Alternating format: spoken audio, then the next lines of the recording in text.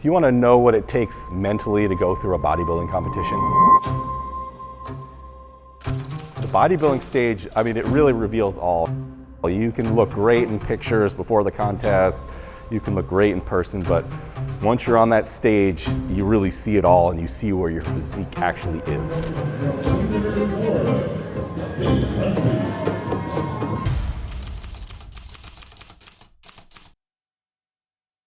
Oh my God. I'm gonna shrug you. Yeah. That's a weight looking good, baby. Yeah, get lumpy. It's all a process, right? So you're not really seeing what that final look is until you get on stage. I think it's important you have a training partner and they know your goals, obviously, and they're invested in the process. They're invested in your betterment and your improvement. That was his thing, being off for 4 years. Yeah. And doing his pro debut. He was uncertain, but I was going to shows and I was like, dude, I'm telling you, you're just as big as these dudes. Yeah. But until you see it yourself. Yeah. So after prejudging, I think the finals is when you were like. Yeah, I think once I saw the pictures of myself in the lineup with the other athletes and then the first call out, then you're like, oh, okay. Yeah. They know where to pop in to push you, to help you force out some extra repetitions or give you a little extra motivation during a set with something they say or keep you more focused on the goal and what you're trying to achieve. I think it's overlooked and it's huge from the mental side of it as well. And people could tell you till you're blue in the face. His wife could tell him, that's someone he trusts completely. And he still won't really compute until you see it. Yeah, and I think even for you guys in the stand and in the audience, it wasn't really until I came out when you were like, oh, okay, we nailed it. Oh, definitely a mental roller coaster.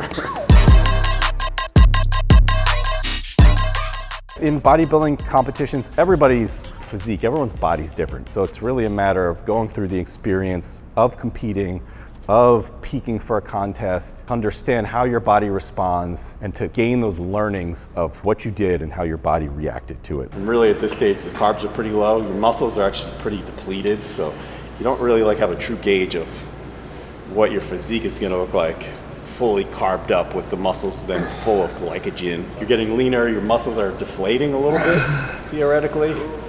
And then that final week leading to the show or a few days prior, then you really introduce a lot of carbs and you see your muscles sort of come back to life. It's just an interesting kind of mindset to go through. So for all the competitions, I keep a prep log. I write down everything I eat, times, the whole nine, and I have that to reference back to when I go forward through the next contest to say, okay, last contest we ate X amount of meals. The day before the contest, this was the result, and now I can tweak and adjust off of that, knowing that I learned, oh, my body responds really well to this type of food when I carb up or this, and you really fine tune and continue to evolve. In the bodybuilding contest space too, I think a lot of it is take your progress pictures, you're tracking along, you see what you look like in the mirror, you just have a lot of input of different looks of your physique, different lighting, you look different, so it's like really what you're trying to get to is, okay, then you see what you look like on stage and you're like, oh, okay, that's how the progress translated. So then you can start to put the dots together of, okay, I look like this in this lighting in the gym, I look like this in my progress pictures, okay, and then you look like this on stage. Having my training partner, Ferlin, who's an IFBB Pro himself, a prep coach as well, he sees me in person, and I do think that there's a benefit to seeing what the progress looks like in person to really understand how you're going and how things are tracking, and then also how that's going to translate to being on the stage.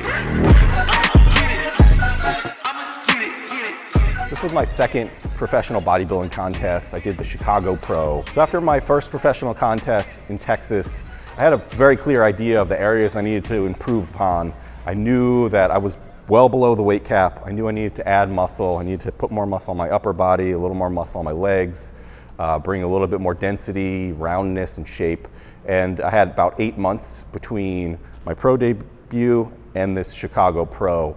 Ended up gaining about 5 or 6 pounds of quality muscle. I came in right at the top of the weight cap for the Chicago Pro, which really was the goal out of the gate for the year. I competed in the Masters over 40 category. They're doing a Masters Mr. Olympia contest this year, so the winner of the over 40 division was going to qualify for that competition. I also competed in the open category, which is open to all age groups, probably about a 3-hour time difference between competitions. I think it's an interesting space. You're in 2 categories because you try to really remain present in the first category you're doing. So when I was competing in the Masters, I was literally just thinking about the Masters. Then the Masters category ends, and then I'm like, once the Masters was done, we said, okay, what do we need to do now to be competitive in the open class? We need to come in fuller, we need to come in drier, so we go through the steps, tried to pull a little bit more water, focused on pumping up actually even more for the open category. Pre-judging for the Masters category, I pumped up, but I didn't pump up as vigorously because I was concerned that I was gonna lose the pump on stage or I would get depleted from posing and whatnot. But I found actually in the open category that when I pumped up more beforehand, obviously I was more pumped, my muscles were fuller, but I actually held it throughout the pre-judging, which was great. Sometimes people pump up too much and then their muscles start to deplete or get flat. For me, I found I can actually push the pumping up more before pre-judging. That was a super beneficial learning for me. We saw what I looked like for the Masters category. We knew the level of competition I was going against in the open class, making that mental shift of saying, okay,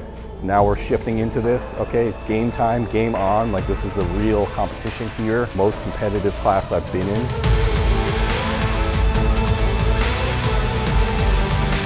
Bodybuilding looks like it's an individual sport because you're the one on stage, you're the one getting all the accolades, but really it's a team sport. I have a lot of people in my corner helping me out. The support system is huge in bodybuilding. My wife is really my #1 supporter, my first support. Having her in my corner since day one has just been massive, a motivator for me, a driver for me, helped give me that push that I needed, and having her there through the contest preps, seeing the evolution of the physique as it's changing. You know, a lot of times you don't really know where it's going. You start to lose kind of the image in your head, especially as you get depleted and over fatigued, and it's just nice to have someone you can then rely on to say, okay, no, we're tracking in the right direction. So no matter what you're trying to achieve in fitness, what your goals are, the support system is huge. You need that person in there who obviously is going to be your cheerleader, but also help to guide you and help to give you feedback that maybe you're not seeing, and that's going to really help to take you to the next level, having that person who's just as deeply invested in your goals as you are yourself. So the goal obviously was for the Masters category was to qualify for the Masters Olympia.